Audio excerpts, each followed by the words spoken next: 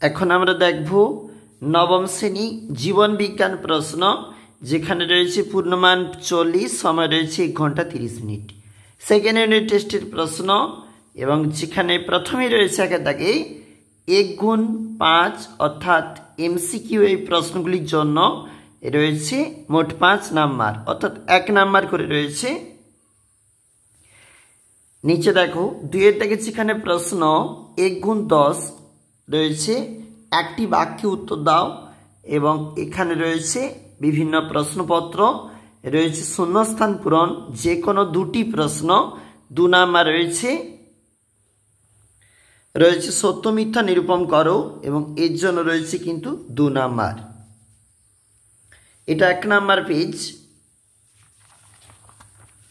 এটা রয়েছে 2 number page, যেখানে এ স্তম্ভ বি স্তম্ভ মিল করো 1 গুণ 4।